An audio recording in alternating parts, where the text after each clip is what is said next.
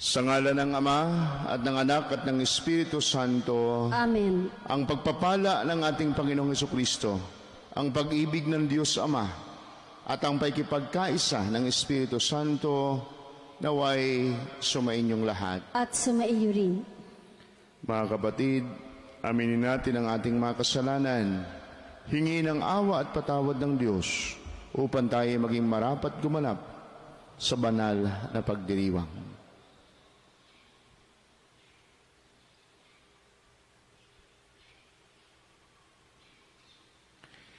Inaamin ko sa makapangyarihang Diyos at sa inyo mga kapatid na lubha akong nagkasala sa isip, sa salita at sa gawa at sa aking pagkukulang. Kaya sinasamo ko sa mahal na Birheng Maria, sa lahat ng mga anghel at mga banal, at sa inyo mga kapatid na ako'y ipanalangin sa Panginoong ating Diyos.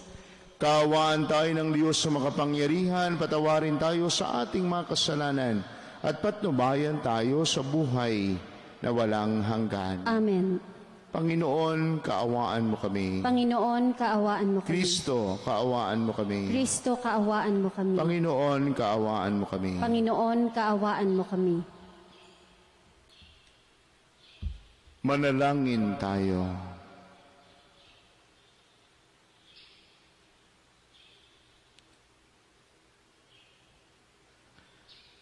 Ama naming makapangyarihan, ang iyong kadakilaan ay nagningning. Ganapin mong panibago ang mga dakilang gawa ng iyong paglingap sa aming loobin, upang ang kamatayan man o ang buhay ay huwag makapaghiwalay sa amin sa pag-ibig mo sa pamamagitan ni Hesukristo. Kasama ng Espiritu Santo, kayo po'y isang Diyos, magpasawalang hanggan. Amen.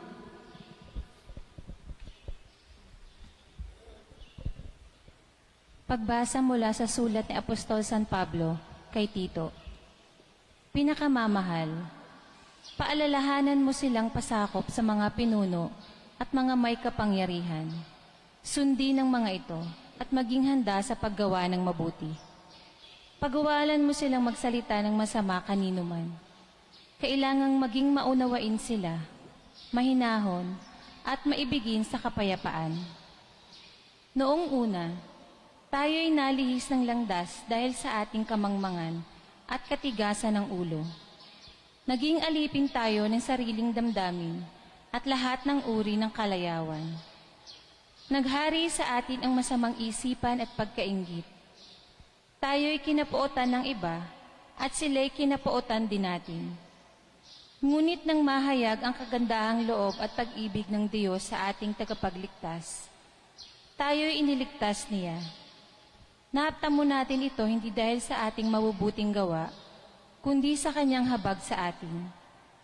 Naligtas tayo at pinanganak na muli sa Espiritu Santo na siyang luminis at nagbigay ng bagong buhay sa atin. Sa pamamagitan ng ating tagapagligtas na si Hesukristo, ibinuhos sa atin ng Diyos ang Espiritu Santo upang tayo'y pabanalin ng kanyang pag-ibig at kamtan natin ang buhay na ating inaasahan. Ang salita ng Diyos. Salamat sa Diyos. Salmong tugunan. Ang itutugon po ng lahat. Pastol ko'y Panginoong Diyos, hindi ako magdarahop. Pastol ko'y Panginoong Diyos, hindi ako magdarahop. Panginooy aking pastol, hindi ako magkukulang. Ako'y pinahihimlay sa mainam na pastulan. At inaakay niya ako sa tahimik na batisan. Binibigyan niya ako niyong bagong kalakasan. Pastol ko'y Panginoong Diyos, hindi ako magdarahop. At sangayon sa pangako na kanyang binitawan, sa matuwid na landasi, doon ako inaakay. Kahit na ang daang ito'y tumatahak sa karimlan, hindi ako matatakot pagkat ika'y kaagapay. Ang tungkod mo at pamalo, ang gabay ko at sanggalang. Pastol ko'y Panginoong Diyos, hindi ako magdarahop. Sa harapan ng lingkod mo, ikaw ay may handang dulang. Ito'y iyong ginagawang nakikita ng kaaway. Nalulugod ka sa akin na ulo ko ay langisan at pati na ang kalis ko ay iyong pinapaapaw. Pastol ko'y Panginoong Diyos, hindi ako magdarahop. Tunay na ang pag-ibig mo at ang iyong kabutihan, sa akin tataglayin habang ako'y nabubuhay. Doon ako sa templo mo, lalagi at mananahan. Pastol ko'y Panginoong Diyos, hindi ako magdarahop.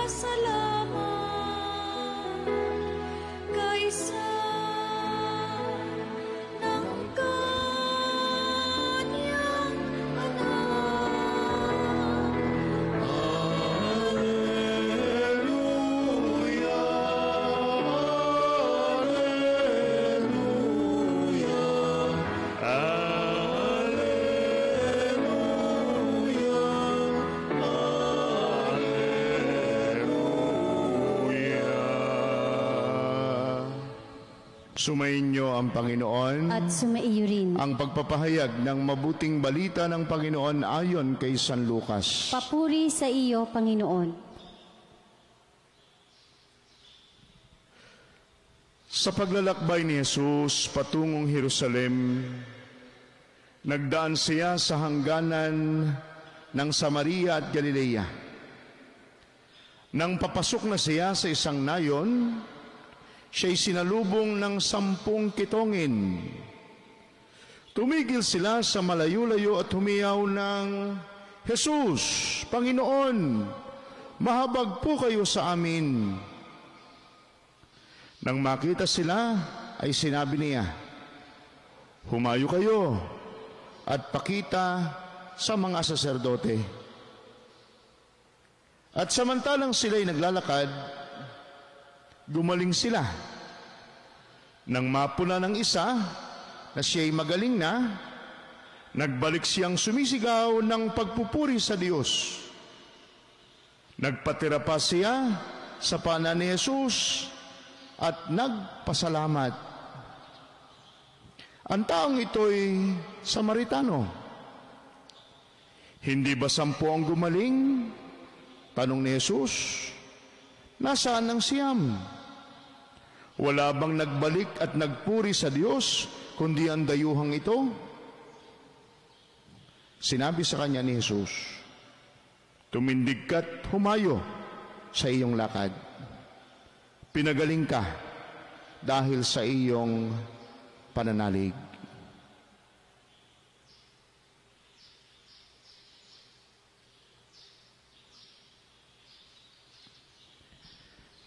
Mga kapatid, ang mabuting balita ng ating kaligtasan. Pinupuri ka namin, Panginoong Hesukristo. Magandang umaga po sa inyong lahat at sa patuloy na sumusubaybay sa ating Facebook page. Happy birthday po sa mga nagdiriwang ng kanilang kaarawan at happy anniversary sa mga nagdiriwang ng kanilang anibersaryo sa araw na ito. Yan. Happy birthday po lalo tigit sa ating minamahal na si Kuya Albert. Yan. Birthday po niya yan. Isa sa boses, sa trio na kumakanta sa atin itong ating misa. At happy birthday din po kay Sir Ramil. Yan. Patuloy po kayong pagpalain at bigyan ng mabuting kalusugan at mahabang buhay kasama ng inyong mga mahal sa buhay. Yan, upang patuloy kayong makapaglingkod sa inyong pamamaraan dito sa ating parokya.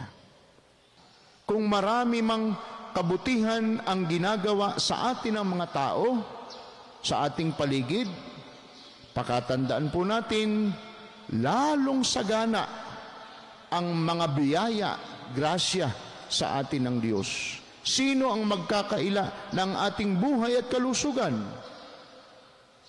Ang ating ikinabubuhay at lahat ng bagay sa ating kapaligiran na sumusuporta sa ating buhay ay galing sa Diyos. Nariyan din ang mga dakilang kaloob ng kalayaan at ang ating kakayahang umibig, maniwala at umasa sa Diyos. Para sa ating mga Kristiyano, kinikilala natin ang pagbibigay ng Diyos ng Kanyang anak bilang ating tagapagligtas. Kinikilala natin ang kaloob ng banal na Espiritu na patuloy na nagpapabanal sa atin. Kaloob sa atin ang mga sakramento na pawang pinagdadaluyan ng biyaya at nakatutulong sa ating buhay espiritual. Totoo ang sinabi ni San Juan sa sinulat niyang Ebanghelyo. Dahil sa siya'y puspos ng pag-ibig, lahat ay tumanggap sa kanya ng abot-abot na biyaya. At para naman kay San Pablo, sinabi niya, hindi ba lahat ng nasa inyo'y kaloob ng Diyos? All is grace. Lahat ay biyaya. Mga kapatid, kung sagana tayo sa biyaya ng Diyos, gaano naman po tayo kasagana sa ating pasasalamat? Ang atin pong mabuting balita sa araw na ito ay naglalarawan kung gaano karami ang hindi nagpapasalamat sa Diyos. Hindi ba 10 ang gumaling? Nasaan ang siyam? Ano po kaya ang dahilan kung bakit maraming hindi marunong magpasalamat sa Diyos? Una, inaakala natin na obligasyon ito sa atin ng Diyos. Ang takbo ng ating isip ay ganito, hindi ko hinangad na ako'y isilang sa daigdig, dapat niya akong buhayin at paligayahin. Kahawig nito ang isipan ng mga anak na hindi tumatanaw ng utang na loob sa magulang para sa biyaya ng buhay. At dahil nga hindi raw naman nila inasam na sila'y maging tao, kundi ito'y kagagawan ng kanilang ama't ina. Ganitong kaisipan ang malamang na naghahari sa siyam na Hudyo na pinagaling ni Jesus na hindi nagpasalamat. Isang dayuhan ang bumalik upang magpasalamat. Inakala ng siyam na iyo'y tungkulin ng Diyos sa kanila dahil sila'y kabilang doon sa sinasabing mga Hudyo. Ikalawa, inaakala natin ang iba't ibang kabutihang ating natatamasa ay bunga lamang ng ating sariling pagsisikap. Na kung tayo'y malusog, ito'y dahil sa ating pag-iingat. Na kung tayo'y nagtagumpay sa ating buhay, ito'y dahil sa ating kasipagan at abilidad. Hindi nga maasahang magpasalamat sa Diyos yaong natutong humingi ng tulong sa Kanya, yaong hindi natutong humingi ng tulong sa Kanya. Hindi rin maasahang magpasalamat yaong napakataas ng pagtingin sa sarili. Nang tingin sa biyaya ng Diyos ay panghihimasok sa kanyang buhay. At ikatlo po, inaakala natin na ang biyaya ng Diyos ay gantimpala sa ating kabutihan. Ito'y nagmumula sa maling pagkilala sa Diyos na waring ang Diyos ay maaaring suhulan na bumabait kung tayo'y mabait. Gusto nating palabasin na ang Diyos pa nga ang dapat magpasalamat sa atin. Mga kapatid, nawa po'y hindi tayo kabilang sa mga taong hindi marunong magpasalamat. Ang pagiging binyagang Katoliko Kristiyano ay pagkilala sa kagandahang loob ng Diyos na nagkaroon ng pagliligtas nagkaroon ng kaganapan sa pagliligtas na ginawa ng ating Panginoong Hesus. Nilinis tayo ni Hesus sa ketong ng kasalanan upang maging kaisa tayo ng simbahan sa pagdiriwang ng pasasalamat. At ito po ang sakramento ng Eucharistia. Laging nandoon, itinataas natin sa Diyos ang ating maraming dapat ipagpasalamat. Walang ibang makagagawa na mga ginawa at patuloy na ginagawa ng Diyos para sa atin.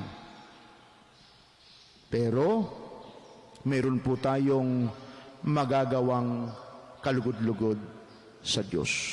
Gawin natin ng ating buhay ay isang buhay ng patuloy na pagpapasalamat sa Diyos. Ang taong marunong magpasalamat lagi sa Diyos ay patuloy pang pinagpapala. At sinasabi din sa atin ng Panginoon, tumindig ka't humayo sa iyong lakad.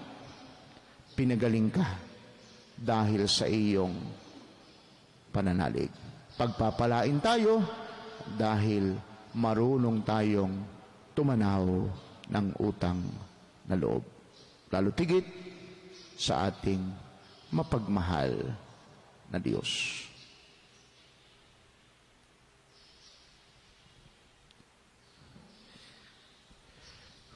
Labis na mapagbigay ng biyaya, kagalingan at kapatawaran ang Panginoon. Subalit, ipinagwawalang bahala natin ang mga ito. Nakakalimutan natin siyang pasalamatan. Dalhin natin ang ating mga panalangin sa Kanya sa diwa ng pasasalamat. Sa bawat pagsamo ating sabihin, sa pasasalamat, tumatawag kami sa iyo, Panginoon. Sa pasasalamat, tumatawag kami sa iyo, Panginoon.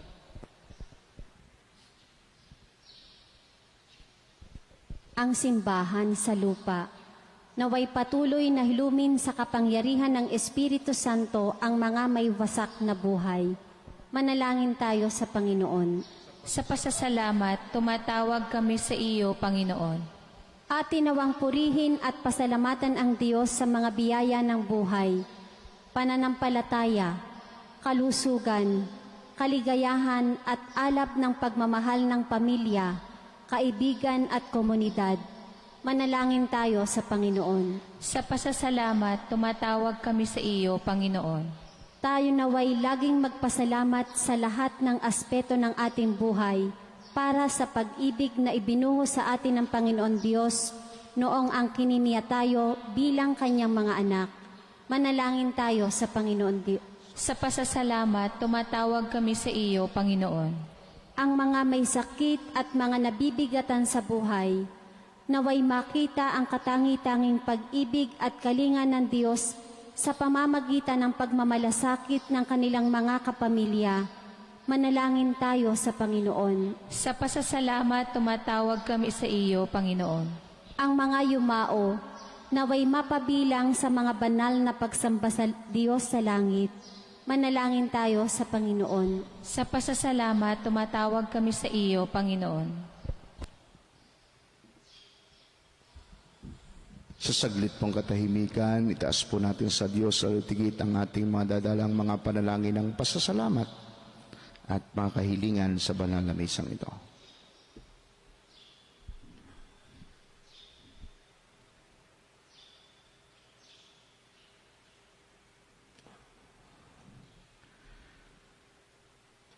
Ama naming Diyos, pinasasalamatan ka namin para sa aming mga buhay at sa bagong buhay na iyong pinagkakaloob sa amin sa pamamagitan ni Kristong aming Panginoon. Amen.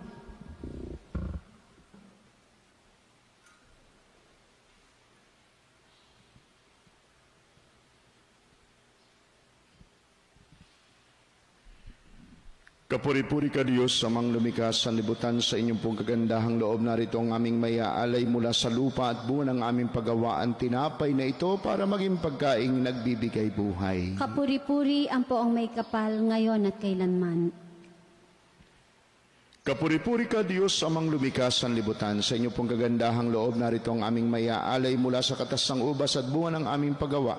Ang alak na ito para maging inuming nagbibigay ng iyong espiritu. Kapuri-puri ang poong may kapal, ngayon at kailanman.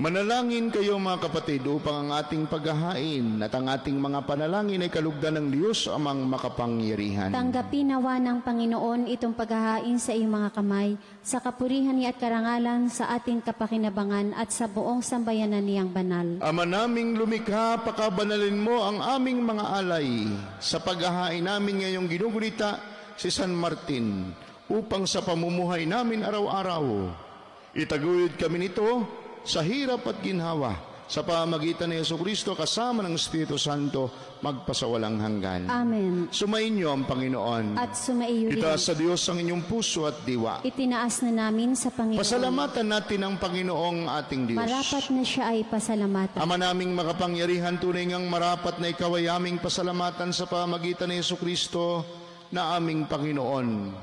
Ngayong si San Martin ay pinararangalan sa pamumuhay niyang totoong uliran at pagiging maasahan sa panunungkulan, kaya't si Jesus na maasahan sa katapatan ay inihahayag sa pangasiwa sa sambayanan. Ang malasakit na mga uliran tagapangasiwa noon ay nagpapatuloy magpahanggang ngayon sa mga panalangin kanilang iniuukol kaysa ng sambayanan mong dito'y nagkakatipon. Kaya kaysa ng mga anghel na nagsisiawit ng papuri sa iyo, nang walang humpay sa kalangitan kami nagbubunyi sa iyong kadakilaan. Santo, Santo, Santong Panginoon Diyos ng mga hukbo, napupuno ang langit at lupa ng kadakilaan mo. O sana sa kaitaasan, pinagpala ang naparirito sa ngalan ng Panginoon. O sana sa kaitaasan.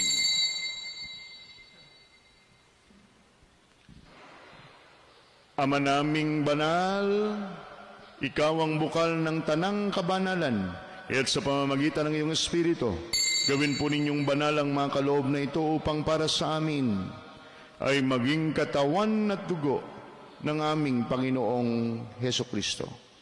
Bago niya pinagtiis ang kusang loob na maging handog, hinawakan niya ang tinapay, pinasalamatan kaniya, pinagati-hati niya iyon, iniabot sa kanyang mga alagad at sinabi, tanggapin ninyong lahat ito at kanin. Ito ang aking katawan na ihahandog para sa inyo.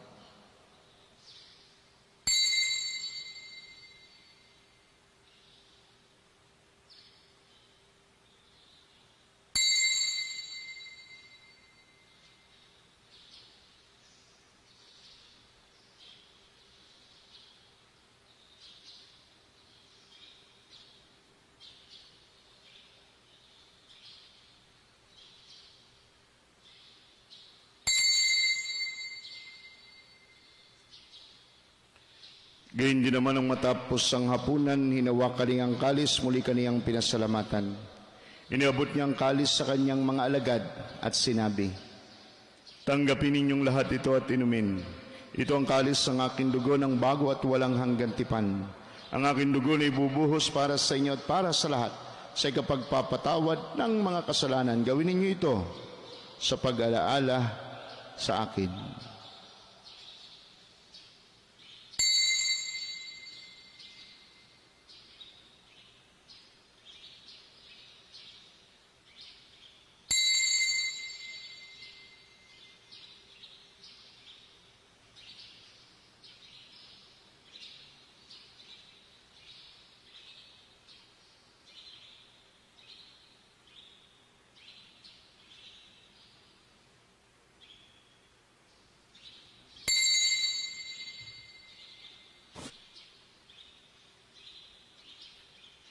Ipagbunyi natin ang misteryo ng pananampalataya. Si Kristo'y namatay, si Kristo'y nabuhay, si Kristo'y babalik sa wakas ng panahon. Ama, ginagawa namin ngayon ang pag-alaala sa pagkamatay at muling pagkabuhay ng iyong anak.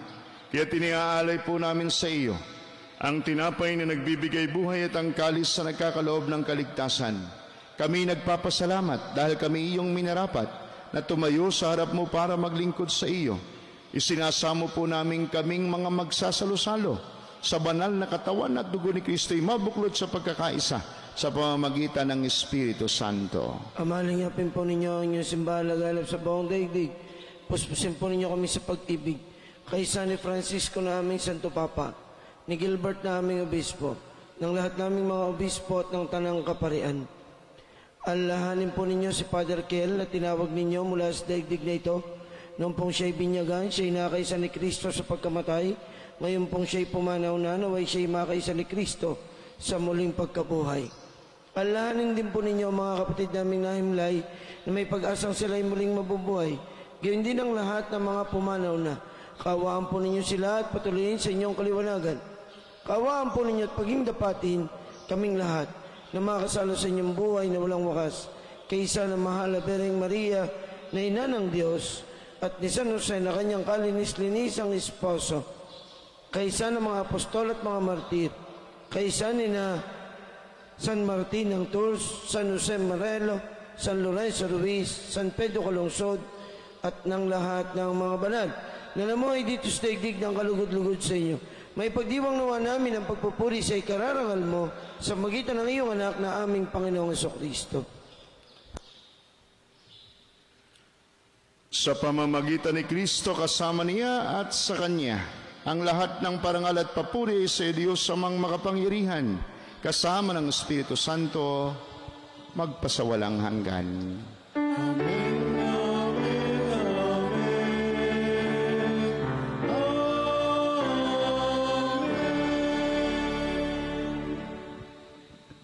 Dumulog po tayo sa Ama na bukal ng lahat ng biyaya at pagpapala sa pamamagitan ng mga salita ng ating Panginoong Hesus, ang Ama namin. Ama namin, sumasalangit ka, sambahin ang ngalan mo, mapasa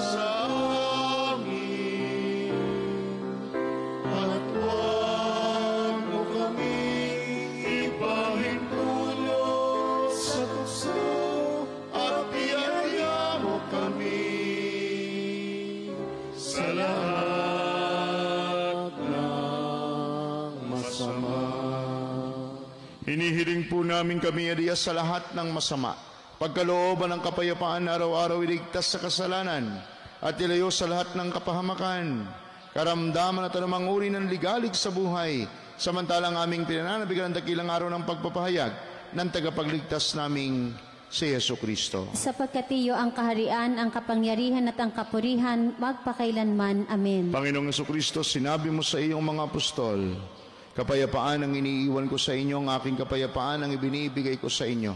Tunghayan po ninyo ang aming pananampalataya, at huwag po naman ang napakarami naming mga pagkakasala. Pagkalooban po ninyo kami ng kapayapaan at pagkakaisa, lalo tigit kapayapaan at pagkakaisa sa loob ng aming mga tahanan, ayon po sa inyong banal na kalooban kasama ng Espiritu Santo, magpasawalang hanggan. Amen. Ang kapayapaan ng Panginoon naway laging sumainyo. At sumaiyo rin. Magbigay at manghangad po tayo ngayon ng kapayapaan sa isa't isa.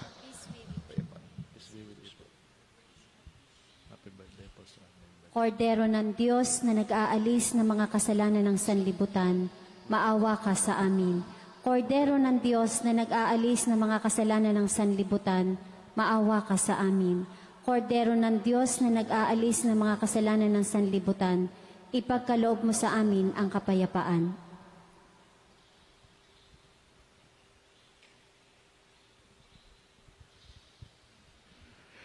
Narito si Jesus, ang Diyos ng awa at pag-ibig.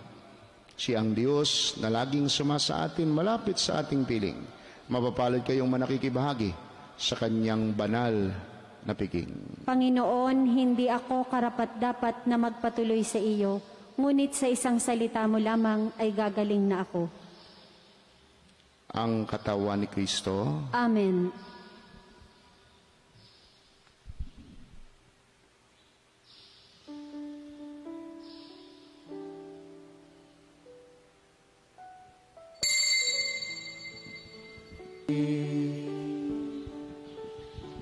Panginoong Hesus, ako ay nananalig na ikaw ay nasa kabanal-banalang sakramento sa altar.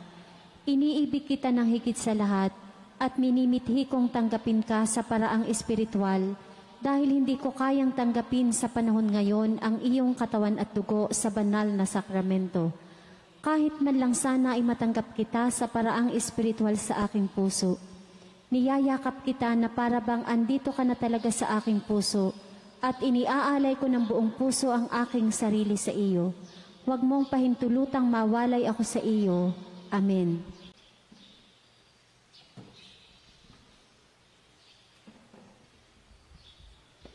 Manalangin tayo.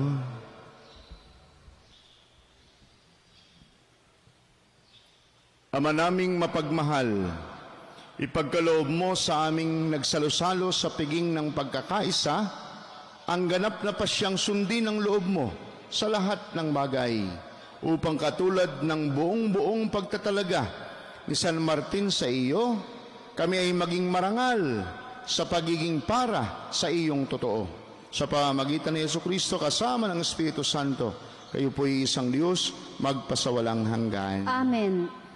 Sumainyo ang Panginoon. At sumaiyo rin. Pagpalain po kayo at ingatan, pati na inyong mga pamilya at mga mahal sa buhay, ng ating makapangyarihan, mapagmahal at maawaing Diyos, Ama at Anak at Espiritu Santo. Amen. Ang banal na misa'y naialay na, umayo kayo sa pag-ibig ni Kristo. Salamat sa Diyos.